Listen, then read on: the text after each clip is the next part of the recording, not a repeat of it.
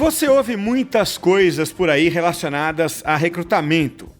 Por exemplo, que candidatos estão dispostos a esperar pela decisão de uma empresa, ou que trabalhar por projeto pega mal, ou então que home office já não é benefício, é exigência. Mas será que isso é verdade ou é mito? É disso que nós vamos tratar hoje no podcast Robert Half Talks. No Robert Half Talks, você está convidado a participar de discussões relevantes para se preparar para o futuro do trabalho e se adaptar a um mundo em transformação. Um podcast da Robert Half, a maior especialista de soluções em talentos. E para esse bate-papo de hoje, eu tenho a satisfação de receber duas pessoas muito especiais aqui da própria Robert Half. Vou começar cumprimentando, então, a Carolina Cabral, ou simplesmente Carol, que é a nossa diretora de mercado. Carol, grande prazer receber você aqui. Obrigado por aceitar o convite para esse bate-papo, Carol. Obrigada a você, Cássio. É um prazer falar com você juntamente com o Alexandre. É isso aí. Você já puxou, então, aqui o convite para o Alexandre Atauá, que é o nosso vice-presidente de parcerias estratégicas, também aqui na Robert Half, que completa a nossa mesa virtual aqui para esse bate-papo. Atauá, grande prazer receber você aqui. Obrigado por aceitar o convite para essa conversa, Atauá. Prazer é todo meu, super bom e super legal estar contigo aqui, Cássio, com a Carol e com todo esse pessoal aí, com toda essa moçada que vai nos escutar. É isso aí. Então vamos lá. O papo hoje é muito descontraído, muito solto, né? Porque a gente vai falar aqui de mitos e verdades, né? Como eu já apresentei no início, né? É uma conversa super solta. E vocês são especialistas nisso, né? Vocês são pessoas que têm experiência, conhecem bastante esse tema e vamos falar então um pouquinho de mitos e verdades do recrutamento. A dinâmica aqui é bastante simples, né? Vou trazer alguns desses mitos e verdades, e aí vocês, na ordem que vocês preferirem, vocês são os convidados, vocês mandam aqui, então vocês falam aí se é mito, se é verdade, essa afirmação que eu vou fazer aqui numa ordem meio aleatória, tá? Vou trazer, então, a afirmação número 1. Mito número 1, ou verdade número 1, afirmação número 1, é que há muitos candidatos no mercado por causa das demissões em massa, e isso acontece por conta da pandemia. E aí, Carol, e aí, Atauá, isso é mito ou isso é verdade? Sem dúvida é uma verdade. Existem muitos candidatos no mercado devido às demissões, sim, devido à pandemia, né? Muitos candidatos qualificados e muitos candidatos não qualificados para algumas posições que a gente atende, né? Então, o que a gente sempre deixa de consultivo para os nossos clientes e para os nossos candidatos é para que eles sempre busquem qualificação, né? Quando a gente pensa em profissionais com terceiro grau completo, aí o número de profissionais desempregados cai bastante em relação aos números que a gente vê na mídia, né? E quando a gente fala então de idioma, de um inglês intermediário, de um inglês avançado, aí o número de desempregados cai ainda mais. Então, sim, é uma verdade e nossa conversa aqui é sempre para buscar a qualificação. Como a Carol bem disse, a qualificação dita se isso é mais ou menos verdade no dado momento. Mas a gente sente isso que o movimento da pandemia no início foi muito forte por conta realmente dos acontecimentos e ocorridos com as indústrias e com as empresas de forma geral, a reclusão e o medo favoreceu isso como uma grande verdade, só que isso começou a ir se encaixando, isso começou a mudar a partir do momento que a vida foi retomando certo padrão de estabilidade. E aí as pessoas com maior qualificação, mesmo que tivessem passado por um momento de desemprego, vieram a ser absorvidas dentro das corporações. Então, sim, a característica do conhecimento e o preparo dessas pessoas fez com que esse tempo não durasse muito, mas para outros, infelizmente, é uma verdade. Então isso afeta e afetou para uma grande massa também. Então, a número 1 é: há muitos candidatos no mercado devido às demissões em massa por conta da pandemia. A afirmação número 1 é verdadeira. Vamos para a número 2 aqui. Os candidatos estão dispostos a esperar pela decisão da empresa durante um processo seletivo. Essa afirmação é verdadeira ou é mito? Mito, definitivamente mito, Cassio. O pessoal não espera, quem está em busca ou realmente quem tem um interesse de movimentação e quem tem a qualificação adequada para participar dos processos seletivos, não espera. Então a orientação sempre é de que se você quer se movimentar ou se você quer contratar, sejamos sempre realistas com o tempo de processo, sejamos o mais honesto possível com ambos os lados, mas o mercado nesse sentido não está aguardando, os profissionais estão dando preferência para quem anda mais rápido. Carol, em algumas áreas é mais crítico isso, porque a gente fica ouvindo, né, os profissionais de TI, por exemplo, né? Empresas falam do apagão do TI nesse momento, então as empresas disputam a tapa determinados profissionais porque são muito requisitados. TI é uma área que me vem à cabeça, imagino que tenha outras. É mais crítico em algumas áreas esse quadro? Sem dúvida, em algumas áreas é mais crítico, mas de uma maneira geral, assim como o Alexandre trouxe, as empresas aprenderam a contratar online e hoje em dia o profissional que é contratado online, né, ele tem menos tolerância de espera de um processo. Entrevistas que às vezes demoravam para acontecer presencialmente, hoje com o mundo online não tem porquê, né, uma espera, uma demora de processo e empregadores acabam perdendo bons profissionais que estão num processo seletivo, porque eles desistem ou porque eles vão para outra vaga. Agora, voltando na pergunta que você me fez em relação a algumas posições, em algumas funções, além de tecnologia, a gente pode citar marketing de uma maneira geral, com certeza, envolvendo e-commerce, por exemplo, né? Assim como posições de vendas onde se busca um profissional hunter, por exemplo, né? As empresas elas voltam a se capitalizar sempre com vagas que envolvem profissionais da área comercial, principalmente profissionais hunters. Então, para essas vagas específicas, a velocidade de contratação tem que ser outra e o empregador tem que estar a par disso, né? Para fazer a contratação sem perder bons candidatos, né? Então, a afirmação número 2: os candidatos estão dispostos a esperar pela decisão da empresa durante um processo seletivo é mito. Vamos aqui para número 3: um profissional que trabalha por projetos pode ser mal visto por futuros empregadores. Essa afirmação é verdadeira ou é mito? Cada vez mais essa afirmação é mito. O mercado hoje ele busca profissionais por projetos, não só na área de tecnologia, mas profissionais que são especialistas em uma determinada área, que pode entrar na empresa, desenvolver um determinado negócio dentro da empresa, um determinado escopo, ficar na empresa por um tempo determinado, até que o projeto seja finalizado, e a partir daí ter um novo emprego em uma nova empresa. Então, hoje, isso já é muito bem visto no Brasil e a gente vê o crescimento disso no Brasil. Super, super, super mito.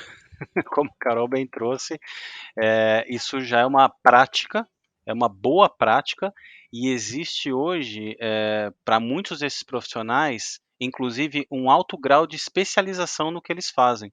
E isso faz com que eles possam, inclusive, aprimorar cada vez mais conhecimento e ferramental para que eles possam atuar dentro das corporações com o que eles sabem e gostam de fazer. Então, as corporações reconhecem que para aquele profissional, ele dedicado por um determinado tempo para uma determinada atividade é muito mais vantajoso e inteligente do que, por vezes, ter que contratar alguém para ficar como um profissional ad eterno dentro das corporações, sabendo que a especialização dele pode ser útil para um determinado momento, para um determinado projeto, e depois útil para outras empresas também. Então isso é super bem visto, super bem quisto e é uma tendência. Isso não tem a ver com a pejotização, né, do profissional. Pelo contrário, pelo contrário. Hoje esse movimento ele diminui cada vez mais. Isso tem a ver com tempo de projeto, necessidade que o contratante tenha para uma determinada execução de um determinado trabalho por aquela mão de obra. E a legislação, ela não necessariamente abre espaço para isso só para o movimento de pejotização. Pelo contrário, empresas como a nossa seguem um modelo tradicional da CLT, as leis convencionadas para isso, para poder prover isso nessa modalidade com total respaldo e segurança para os contratantes de mercado. Então, não vem de encontro à pejotização, Cassio.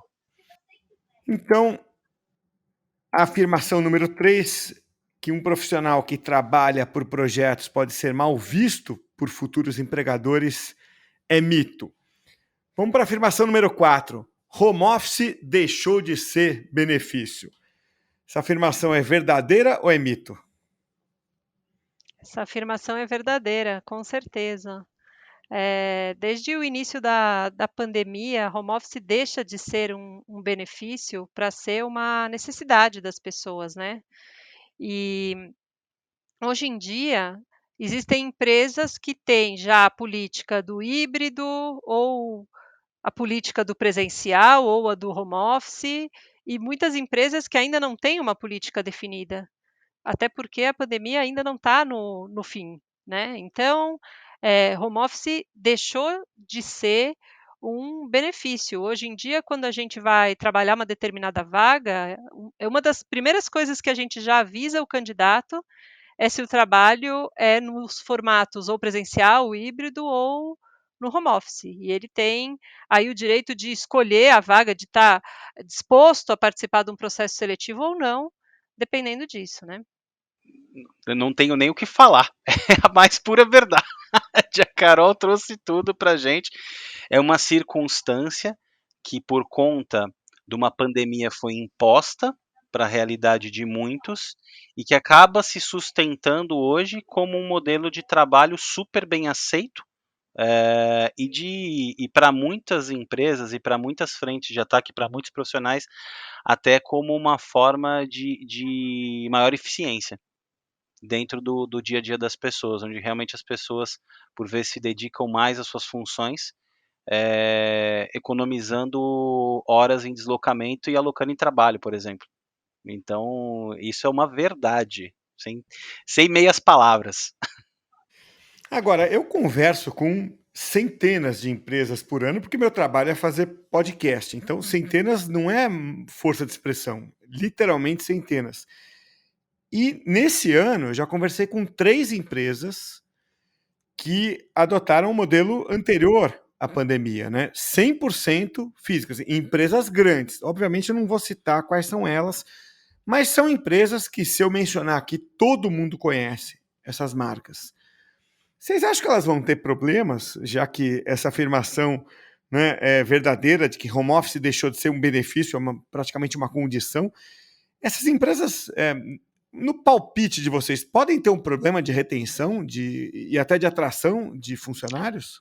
Cássio, qualquer coisa que a gente possa sugerir é mera sugestão, é mero palpite, é achômetro mesmo, né? Por isso que eu pedi o palpite de vocês Porque aqui.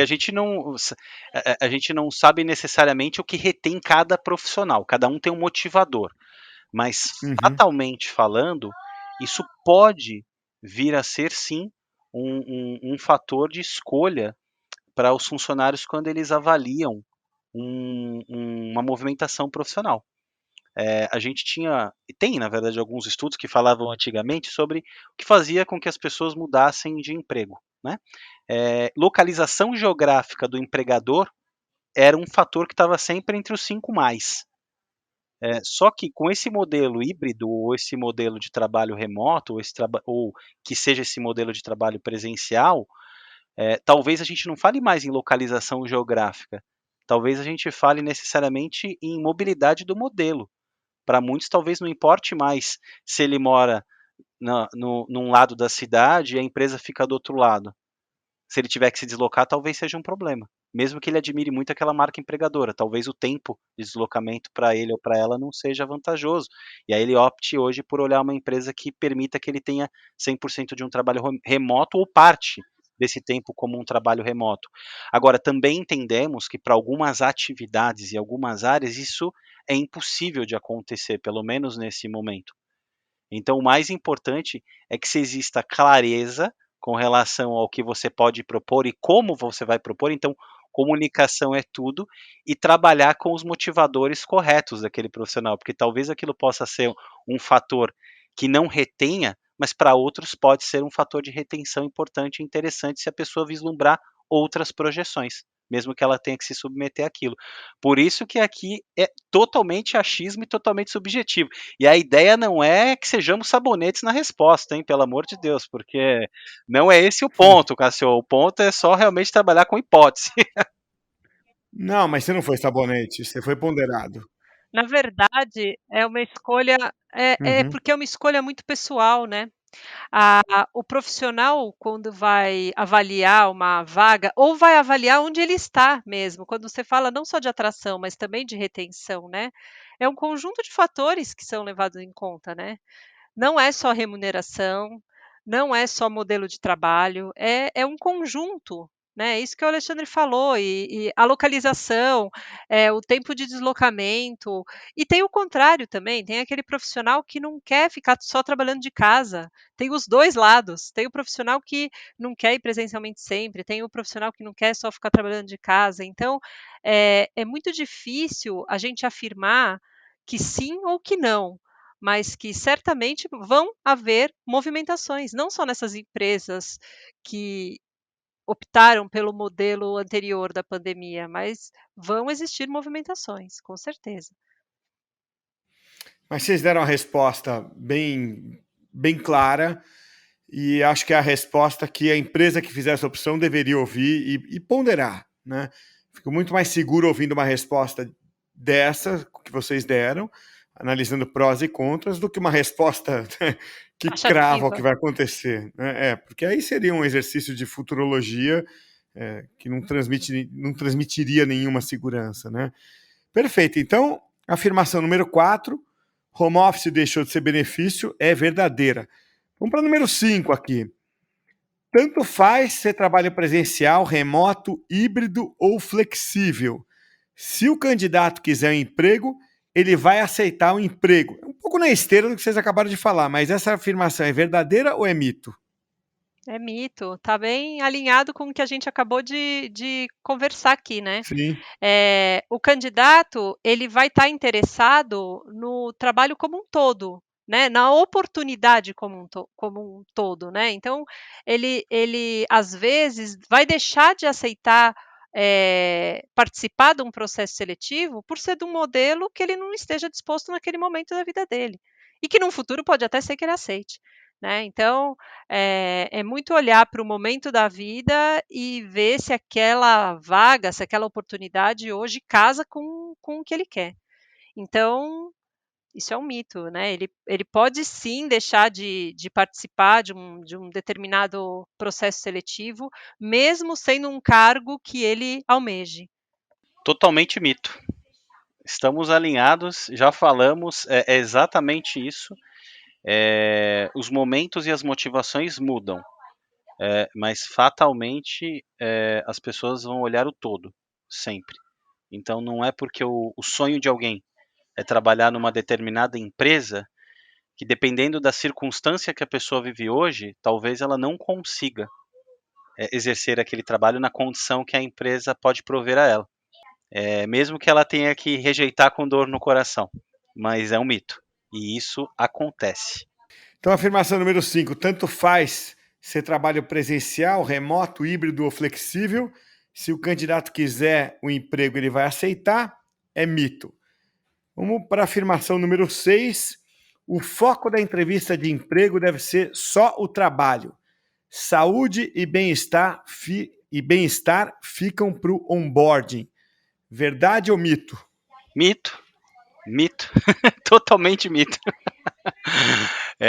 Hoje, o assunto de bem-estar organizacional, saúde mental e tudo mais, isso vem totalmente de encontro a uma fase anterior a um onboarding, a uma possibilidade daquele profissional, daquela profissional vir a ser contratado. É importante entender tudo que está ao redor daquela pessoa, tudo que passa ao redor daquela pessoa, como é o movimento de vida e até para muitos a rotina daquele ou daquela profissional, para que, inclusive, se você tiver uma intenção de atração maior, o empregador, você como empregador, poder usar isso a teu favor. Então é extremamente relevante que se entenda isso numa fase anterior a uma fase de proposta ou mesmo de onboarding, porque isso inclusive pode ser um fator de rejeição a futuro no curto prazo. Então entender todo esse cenário, atrelar tudo isso às circunstâncias do que você, empregador, pode oferecer, é o mais adequado, é o mais recomendado a se fazer. Acho que além disso, né, mais um ponto a acrescentar aí é o empregador deixar claro a cultura da empresa, né? Antes de falar do trabalho em si, do cargo em si, a cultura da empresa tem que estar em linha, né? Tem que ir ao encontro do que o profissional deseja, né? Então a gente vê muito essa questão de fit cultural também, né? De estar muito claro na hora da entrevista. Então, a número 6, que é uma afirmação bem atual, né? O foco da entrevista de emprego deve ser só o trabalho, saúde e bem-estar ficam para o onboarding, é mito. E a afirmação número 7 também está bem atual para os temas que são abordados hoje nas empresas, é a seguinte: diversidade e inclusão fazem a diferença na hora de atrair talentos. Verdade ou mito? Muito verdade. Estamos falando de cultura, cultura da empresa versus os valores do profissional que está sendo ali entrevistado. Então, hoje a diversidade e inclusão faz parte da cultura da empresa, mostra o que a empresa quer para o futuro dela, né? E quando um profissional vai fazer uma entrevista, ele tem os seus valores enraizados, ele quer ver se os valores dele casam com a cultura da empresa. Então, certamente, isso vai fazer a diferença na hora de uma contratação. E não só o que é falado na entrevista, né? Mas aquilo que o candidato vê da empresa, né? As ações da empresa, exatamente. Né? Total verdade, Cássio. Isso faz e gera uma diferença e um impacto brutal nessa hora. E vou além. Para muitos, o propósito da organização também é um motivador ou um desmotivador na hora da escolha, e não só quando a gente fala da questão cultural ou aspectos atrelados à diversidade e inclusão. Eu acho que esse tema, especificamente, ele está e estará sempre em alta e cada vez mais observado e atento por todos, mas as pessoas também passam a olhar o propósito da empresa no outro lado ao qual ela poderia vir a se juntar.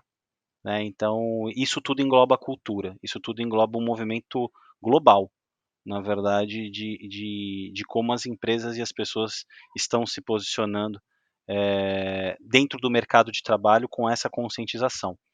Então, é a mais pura verdade.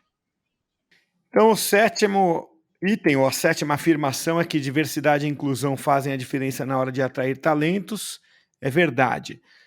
E o oitavo e último atualmente o processo de entrevista pode ser mais informal. O candidato tem só sorte de conseguir uma entrevista e, por isso, o processo pode ser mais informal. Verdade ou mito? É mito. Isso é mito, Cássio. o que acontece hoje é que existe muito mais flexibilidade no modelo de um processo seletivo e não informalidade dentro de um processo seletivo.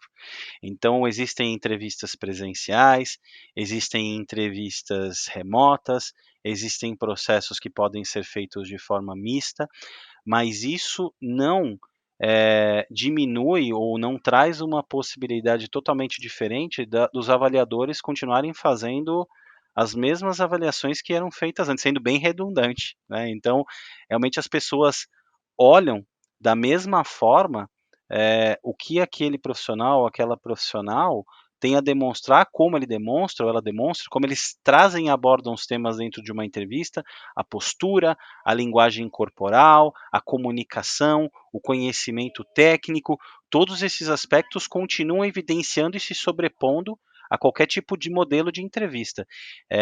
E vou além, isso passa ainda a ser mais crítico porque com as mudanças que acontecem no mundo e com as mudanças que acontecem no modelo, as pessoas passam a prestar muito mais atenção, principalmente nos modelos de entrevista remoto, no ambiente que a pessoa está, como ela está inserida, como ela está se portando, o que ela está falando. E não obstante a isso, a gente não pode esquecer também das famosas redes sociais. Né? Tudo que se fala se confere. Então, as pessoas, além de terem um crivo muito mais afinado nos processos seletivos e uma observação muito mais fortalecida nos pequenos detalhes, as redes sociais também são fatores de conferência aí para os entrevistadores para ter certeza que o que foi falado não destoa e, óbvio, né, a maneira que aquela pessoa se portou e como ela trouxe também não fuja muito na realidade de vida pessoal daquele profissional que está sendo avaliado. O Alexandre falou tudo, né? É interessante confundir a flexibilidade de uma entrevista online, por exemplo, com a falta de formalidade, né? Uma coisa é a flexibilidade, outra coisa é a falta de formalidade, né? A formalidade é exigida na hora de uma entrevista, até porque é um tempo, é um momento onde o candidato vai se vender e é um momento conteudista, ele tem que estar preparado para aquilo, né, ele tem que ter se planejado para a entrevista, e até porque na entrevista, né, a entrevista bem feita é aquela que não se fala só sobre o trabalho, né, aquela que fala sobre valores, cultura, o que que ele deseja do futuro, bem-estar, tudo isso que a gente falou aqui, né. Então, sim, é esperado, sim, a formalidade do candidato. Com certeza. Do candidato e do profissional que está entrevistando também, né? Formalidade dos 2 lados. Eu acho que a palavra informalidade, ela deixa a gente um pouco confuso às vezes, né, porque as pessoas às vezes confundem, né, ser formal com ser sisudo. Não tem uma pegadinha aí? A gente pode ter um perfil, Cássio, um pouco mais expansivo, um pouco mais introvertido. Eu acho que a forma que você se comunica numa entrevista, muito mais do que ser expansivo ou introvertido, é ser verdadeiro. E a gente não consegue esconder quem somos por muito tempo. Né? Eu acho que isso é um fato, a partir do momento que as pessoas começam a nos conhecer. Se eu tento ser muito diferente do que eu sou numa entrevista, eu também estou criando uma falsa impressão. Mesmo se eu acredite que o Uhum. estereótipo de uma entrevista é o ser sisudo, ser sério, falar palavras bonitas, temas rebuscados, não é esse o propósito de uma entrevista. O propósito de uma entrevista é você ser realmente sincero quanto ao que você conhece, o que você faz, quanto ao que você também não conhece, quanto ao que você quer, independente da forma que você se comunique. É importante que você fale. Independente se você é mais ou menos expansivo, é importante falar. Não dá para ler as entrelinhas numa entrevista, não dá necessariamente para eu supor. Eu não posso, não podemos ter achismos nas entrevistas ou dúvidas, tanto pelo lado de quem entrevista, quanto pelo lado de quem é entrevistado. E óbvio, quanto mais leve é a formatação de um bate-papo numa entrevista, mais fácil fica para se obter as informações e para se passar as informações. Então, tornar a entrevista um bom bate-papo de avaliação talvez traga um maior conforto para a pessoa que é mais fechada. E mesmo sendo mais fechado, né, demonstrar interesse. cada um vai demonstrar interesse de uma forma, né? É o mais expansivo, o menos, mas o profissional que está afim mesmo daquele processo, daquela oportunidade, ele não pode deixar de demonstrar o interesse, né? Então, com formalidade, mas demonstrar sim o interesse na oportunidade, sem dúvida. Então, a afirmação número 8 é: atualmente o processo de entrevista pode ser mais informal, mas isso é mito. Então, com isso, a gente fecha aqui esse ciclo das 8 afirmações, que são verdades ou mitos. Olha, eu aprendi bastante aqui.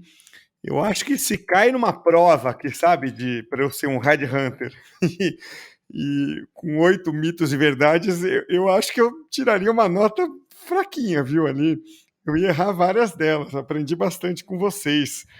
Quero agradecer muito. Deixa eu começar aqui agradecendo a Carol. Ladies first, né, Carol, aqui. Então, te agradecer muito aqui por esse bate-papo, esse compartilhamento de conhecimento, porque é sempre muito bom conversar, né, com quem coloca a mão na massa, está na prática aí. Então, te agradecer por tirar um pouco do seu tempo. A gente sabe que o seu tempo é super concorrido.